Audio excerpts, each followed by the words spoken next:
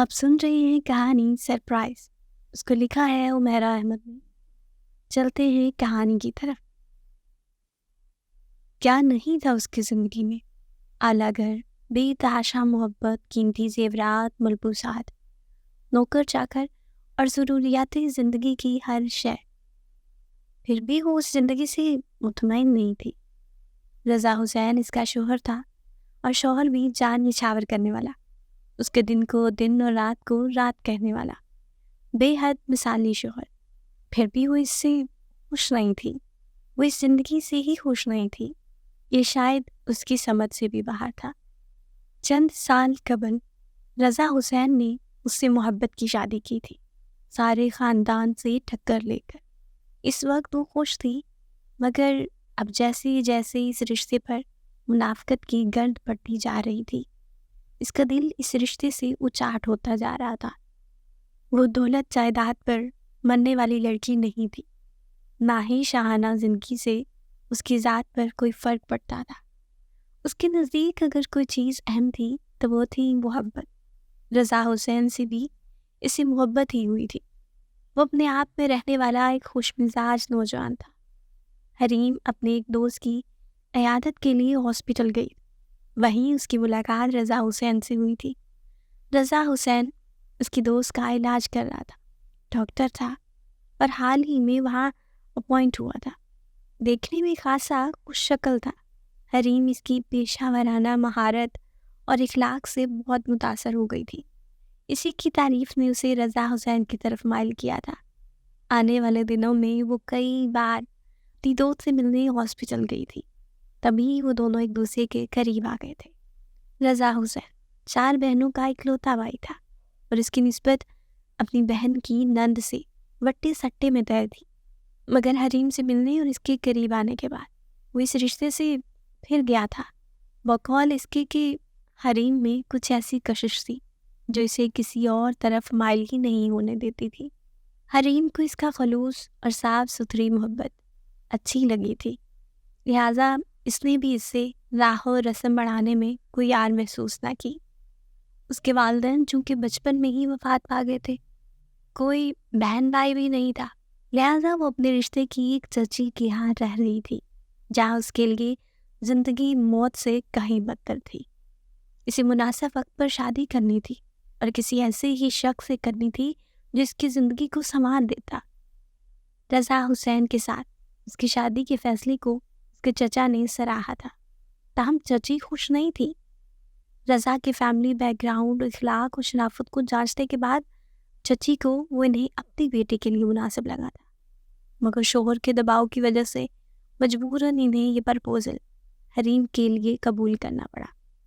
हरीम जान गई थी कि वो दोबारा ज़िंदगी में कभी भी इस घर में उस हैसियत से नहीं रह सकेगी जिस हैसियत से वो रहती आई थी।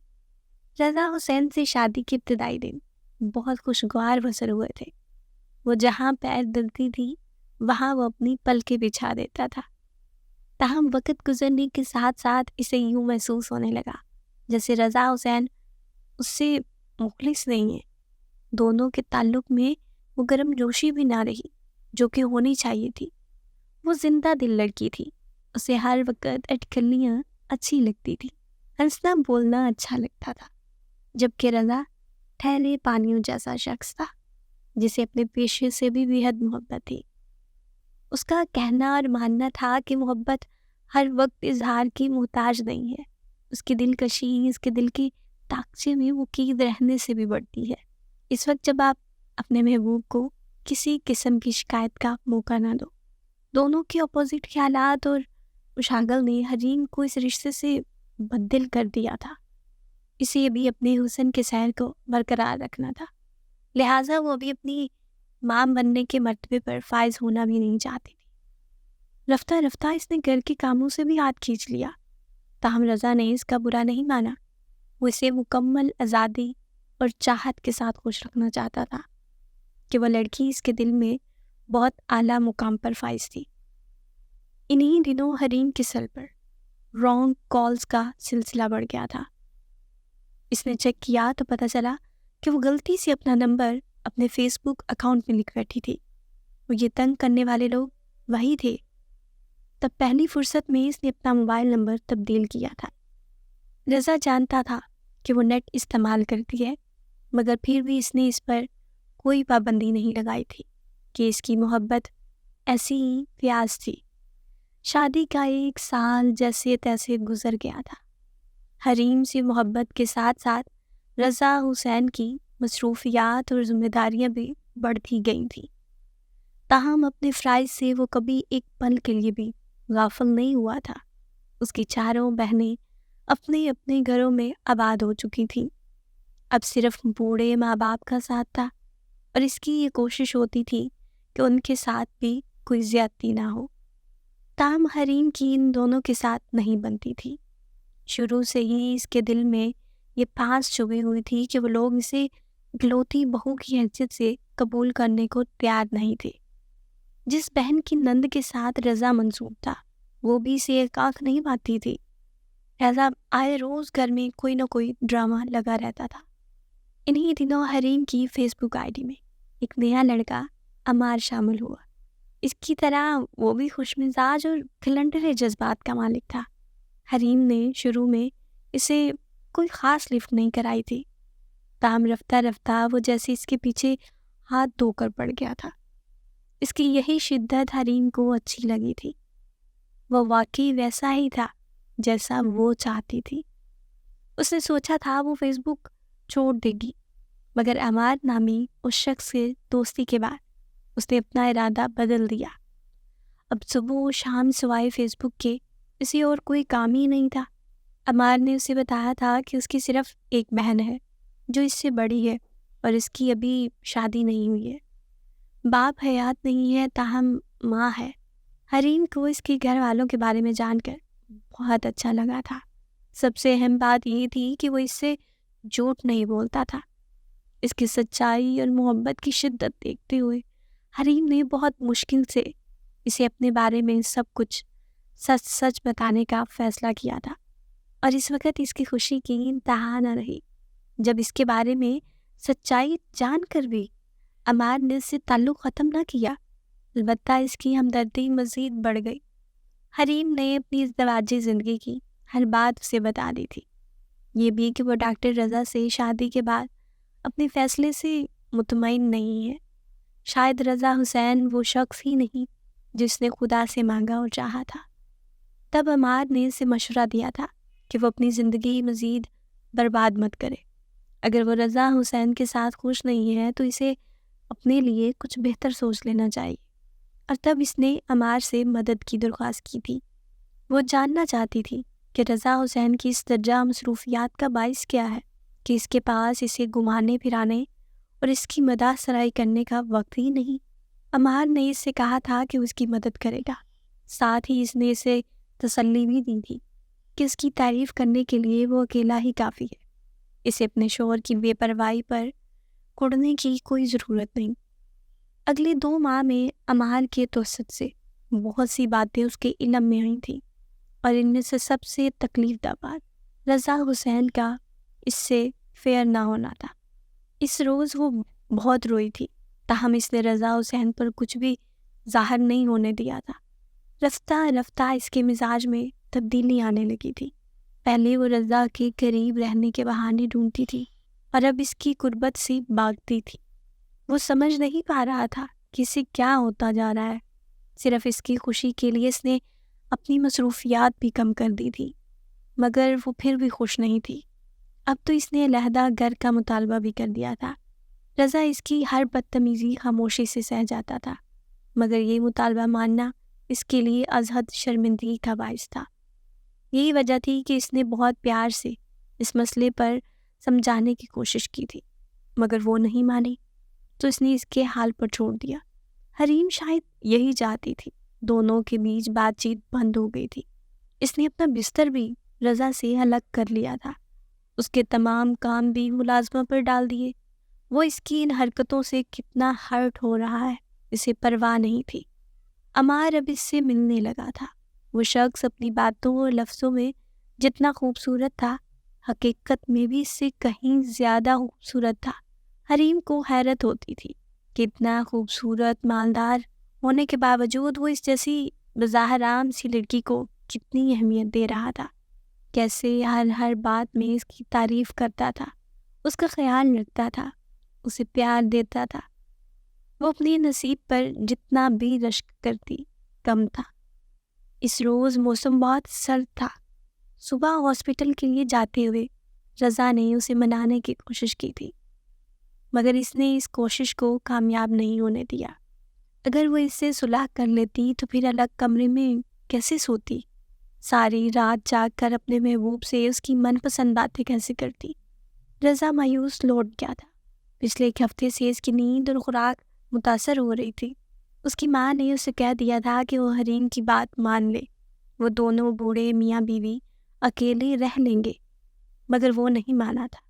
اسے یقین تھا کہ حریم کا غصہ ڈل جائے گا، وہ اس کی بات مان لے گی۔ رضا کے ہاسپٹل جانے کے بعد وہ اپنی ساس کے منع کرنے کے باوجود عمار سے ملنے چلی گئی تھی۔ موسم خوبصورت اور سرد تھا، مگر من پسند ہم سفر کے ساتھ اس کا حسن مزید دوبالا کر دیا۔ صرف اس کی فرمائش پر عمار نے اسے پورا شہر گھمایا تھا۔ اب شام ڈھلنے لگی تھی۔ واپسی کے سفر میں اس نے اس سے پوچھا تھا، عمار، آج نہیں تو کل تمہاری شادی ہو جائے گی۔ ممکن ہے جو لڑکی تمہاری بیوی کی حیثیت سے تمہاری زندگی میں آئے گی تم اسے مجھ سے بھی زیادہ چاہنے لگو گے۔ اگر ایسا ہوا تو کیا تم مجھے بھول جاؤ گے؟ نہیں، میں شادی ہی نہیں کروں گا۔ گھر والوں نے مجبور کیا تب بھی نہیں؟ نہیں، مجھے کوئی مجبور نہیں کر سکتا۔ اچھا، اگر میری شادی نہ ہوئی ہوتی تو کیا تم مجھ سے شادی کر لیتے؟ شادی ہو گئی تو کیا ہوا؟ میں جسموں سے محبت کا قائل نہیں ہوں، یہ تم اچھی طرح جانتی ہو۔ مکمل توجہ ڈرائیونگ پر مرکوز کیے اس نے سنجیدگی سے جواب دیا تھا۔ حریم کے دل پر ہلکی ہلکی پھوار پڑنے لگی۔ فرتے جذبات میں اس نے عمار کا بایاں بازو اپنے بازو کے حصار میں لیتے ہوئے اپنا سر اس کے شانے پر ٹکا دیا تھا۔ میں تمہیں پانا چاہتی ہوں عمار، ہمیشہ ہمیشہ کے لیے۔ اگر کوئی اور لڑکی تمہاری زندگی میں آئی تو میں مر جاؤں گی۔ آج ایسا کہا ہے، آئندہ کبھی مت کہنا، نہیں تو میں بات نہیں کروں گا۔ ٹھیک ہے، نہیں کہوں گی، مگر کیا تم مجھ سے شادی کر سکتے ہو؟ ہاں، کر سکتا ہوں، مگر میں کسی کا دل نہیں دکھا سکتا حریم۔ تمہارا شوہر ہے جو تم سے محبت کا دعوے دار بھی ہے، اس کا کیا ہوگا؟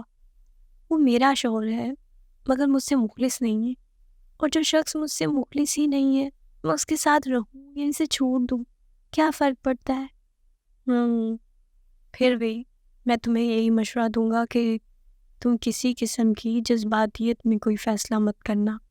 یہ جذباتیت نہیں ہے، بہت سوچ سمجھ کر میں یہ قدم اٹھا رہی ہوں۔ یہ اور بات ہے کہ تم سے نہیں کہا اب تک۔ عمار کا بازو چھوڑتے ہوئے اس نے کھڑکی کی طرف رخ کیا تھا۔ عجیب کشمکش ہے جس میں میں پھنسی ہوئی ہوں، کچھ سمجھ میں نہیں آتا کیا کروں۔ عمار، تم میرے خوابوں کا حاصل ہو، تم بالکل ویسے ہی ہو جیسا میرا خواب ہے، افسانوں اور ناولوں کے ہیروز جیسے۔ جب زندگی صرف ایک بار ملتی ہے تو میں بھی کیوں نہ اسے اپنے من پسند ہم سفر کے ساتھ بسر کروں؟ کیا میرا اپنی زندگی پر کوئی حق نہیں؟ تم نے ہی تو کہا تھا نا، مجھے اپنی زندگی مزید برباد نہیں کرنی چاہیے۔ ٹھیک ہے، لیکن کیا تمہیں یقین ہے کہ رضا حسین تمہیں آسانی سے آزاد کر دے گا؟ نہیں، وہ ایسا شخص ہے کہ اگر میں اس کی جان لینے کی بھی کوشش کر لوں تب بھی وہ مجھ سے نفرت نہیں کرے گا، مگر پھر بھی میں اس کی جان لے سکتی ہوں۔ مگر میں تمہیں کسی کی جان نہیں لینے دوں گا، اتنا خود غرض نہیں ہوں میں کہ اپنی خوشیوں کے لیے تمہیں مصیبت میں ڈال دوں۔ تم صرف اس سے ڈائیورس لوگی اور بس۔ ٹھیک ہے، تو اب ہم اسی دن ملیں گے جب میں اس فضول کے بندھن سے آزاد ہو جاؤں گی۔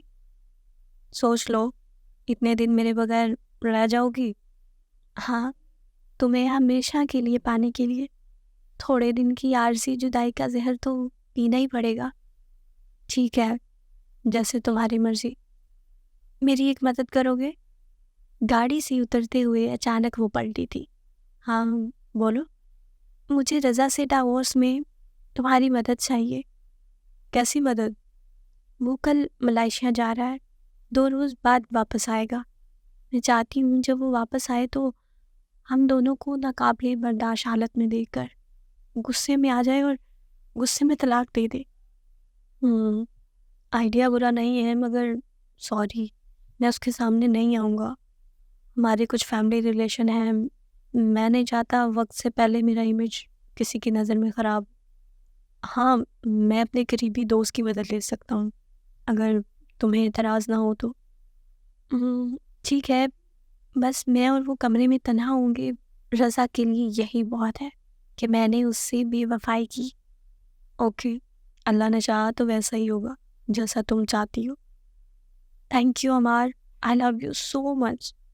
وہ سرشاری سے کہتی اس کی گاڑی سے نکل آئی تھی۔ اگلی صبح رضا ملائیشیا جا رہا تھا۔ 5 بجے اس کی فلائٹ تھی۔ وہ 3 بجے ہی بیدار ہو گیا تھا۔ حریم ابھی بھی سو رہی تھی۔ اس نے اسے ڈسٹرب کیے بغیر وضو کیا، تہجد کی نماز پڑھی اور کمرے سے نکل گیا۔ اپنی تیاری اس نے کل رات ہی مکمل کر لی تھی۔ والدین سے ملنے کے بعد وہ کمرے میں آیا تھا۔ حریم جاگتے ہوئے بھی سوتی بنی رہی۔ وہ ڈریسنگ روم میں گھس گیا۔ وقت تیزی سے گزر رہا تھا۔ جلدی کرتے ہوئے بھی تاخیر ہو رہی تھی۔ مکمل تیار ہو کر بیگ اٹھانے سے قبل اس نے زبردستی حریم کو جگا کر اپنے مقابل کر لیا۔ پھر یوں ہی گلے سے لگاتے ہوئے اس کے کان میں بولا، میں جا رہا ہوں، اپنا خیال رکھنا، واپسی پر ایک بہت بڑا سرپرائز دوں گا۔ میں بھی۔ مسکراتے ہوئے حریم نے اسے دیکھا تھا۔ وہ اس کی پیشانی چومتے ہوئے کمرے سے نکل گیا۔ 2 روز کے بعد اس کی واپسی ہوئی تھی۔ ایئرپورٹ پر پہنچتے ہی اس نے حریم کو اپنی آمد سے آگاہ کرنے کے لیے کال کی تھی، مگر اس نے اس کی کال پک نہیں کی۔ کئی بار ٹرائی کرنے کے بعد اس نے سیل جیب میں ڈالا اور اسے سرپرائز دینے کا سوچ کر بنا ڈرائیور کو کال کیے ٹیکسی سے گھر چلا آیا۔ سنڈے کے باعث ملازم چھٹی پر تھے۔ گھر کے اندر بھی کوئی نظر نہیں آ رہا تھا۔ بڑی ہوئی کے کمرے میں جھانکنے کے بعد اس کے قدم حریم کے کمرے کی طرف اٹھے تھے۔ ازہد سرشاری کے عالم میں اس نے دروازے کی ناب گما کر اندر قدم رکھا تھا، مگر سامنے موجود منظر نے اسے ساکت کر ڈالا۔ سورج طلوع ہونا بھول سکتا تھا، دریا الٹے بہہ سکتے تھے، ہوائیں چلنا رک سکتی تھی، مگر اس کی حریم اس درجہ گر نہیں سکتی تھی۔ یہ وہ لڑکی تھی جسے اس نے اپنی جان سے بھی عزیز رکھا تھا۔ بہت اچانک اس کے دل پر دباؤ پڑا تھا اور اگلے ہی لمحے ساری خواہشیں، سارے خواب مٹی ہو گئے۔ حریم پھٹی پھٹی نگاہوں سے اس خوبصورت توانا شخص کو دیکھ رہی تھی جسے اس کی بے وفائی نے لمحوں میں چت کر ڈالا تھا۔ کتنا پکا تھا وہ شخص اپنی عادتوں اور دعووں میں۔ طلاق دینے اور لینے کی نوبت ہی نہیں آئی تھی۔ اس سے پہلے ہی وہ زندگی کی بازی ہار گیا تھا۔ مکمل سیاہ لباس میں ملبوس، افسردہ سی وہ عمار کے ساتھ بیٹھی تھی۔ جو کچھ ہوا نہیں ہونا چاہیے تھا، صحیح کہتے ہیں کہنے والے۔ عورت کی ہوس اور لالچ کی کوئی حد نہیں۔ میں سوچ بھی نہیں سکتا تھا کہ تم اتنی شفاق ہو سکتی ہو۔ جاننا چاہو گی کہ میں نے تم سے راہ و رسم کیوں بڑھائے؟ خود کو تمہاری پسند کے سانچے میں ڈال کر تمہیں اس شخص سے علیحدہ کرنا کیوں چاہا؟ وہ چیخ رہا تھا اور حریم بالکل ساکت بیٹھی خاموش نگاہوں سے اسے دیکھ رہی تھی۔ منگیتر تھا وہ میری بہن کا، بچپن کا منگیتر، اور میں اس کی بہن سے منسوب تھا۔ اس بہن سے جو میرا پہلا خواب تھی، میری پہلی محبت، پہلا عشق تھی۔ صرف تمہاری وجہ سے نہ میری بہن کی شادی ہو سکی اور نہ میں غیرت میں اپنی محبت پا سکا۔ سوچا تھا رضا کی جان تم سے چھڑا کر اپنی بدنصیب بہن کا گھر آباد کر دوں گا، مگر سارے پلان کا بیڑا غرق کر دیا تم نے۔ اب جاؤ اور کسی ریل کی پٹری پر سر رکھ کر مر جاؤ۔ ہمیشہ پھول برسانے والے لب اس وقت संगबारी कर रहे थे। हरीम लहू लुहान होती रूह के साथ गुंग सी बैठी रही। वो उठा था और इस पर 2 हर्फ भेजते हुए मुखालिफ सिमत में चल पड़ा था। हरीम 2 लहोती निगाहों में चुभन महसूस करती हुई देर तलक उसे देखती रही। अभी उसने अमार को ये तो बताया ही नहीं था कि रज़ा ने ना सिर्फ इसकी खुशी के लिए इसकी ज़िद से हार मानते हुए अलहदा रहने का फ़ैसला कर लिया था, बल्कि वो घर भी उसी के नाम कर दिया था। बड़ी भी के आंसू रुकने का नाम ही नहीं लेते थे। बड़े मियाँ की आंखों की वीरानी और नफरत उसका वजूद छेदती थी। क्या ज़िंदगी कभी ऐसा धोखा भी देती है? कितनी अजीब बात थी कि जो शख्स अपनी ज़िंदगी में उसकी सिर्फ एक निगाह को तरसता था, उसी शख्स के मरने के बाद उसके दिल में फिर से उसकी मोहब्बत सर उठाने लगी थी। सूरज अब ढल रहा था। उसने एक नज़र सर उठाकर ऊपर गदले आसमान की तरफ देखा, फिर शिकस्तगी से उठकर खड़ी हुई। एक एक कदम पर रज़ा हुसैन की एक एक याद उसका दामन पकड़ रही थी। शहर से काफ़ी दूर आकर वो रेल की पटरी पर बैठ गई थी। एक सरप्राइज़ उसने रज़ा हुसैन को दिया था। जवाब में एक सरप्राइज़ रज़ा हुसैन उसे देकर चला गया। अभी थोड़ी देर कबल एक सरप्राइज़ इसे अमार से मिला था और अब एक सरप्राइज़ उसे ज़िंदगी को देना था कि अंधी ख्वाहिशात की बेंट चढ़ने वालों के साथ तकदीर अमूमन ऐसे ही खेल खेला करती है। मुझसे मुखलिस था न वाकिफ़ मेरे जज्बात से था, मुझसे मुखलिस था न वाकिफ़ मेरे जज्बात से था। उसका रिश्ता तो फ़कत अपने मफादात से था। अब जो बिछड़ा है तो क्या रोएं जुदाई पे तेरी, ये अंदेशा तो हमें पहली मुलाकात से था। अभी तक की हमारी स्टोरी आपको कैसी लगी? स्टोरी से रिलेटेड फीडबैक आप हमारे साथ कमेंट सेक्शन में शेयर कर सकते हैं। ऐसी ही इंटरेस्टिंग स्टोरीज और नॉवेल सुनने के लिए हमारे चैनल को लाइक, शेयर एंड सब्सक्राइब करें और साथ में दिए गए बेल आइकन को दबाना बिल्कुल ना भूलें, ताकि हमारी आने वाली हर नई वीडियो सबसे पहले आप तक पहुंचे।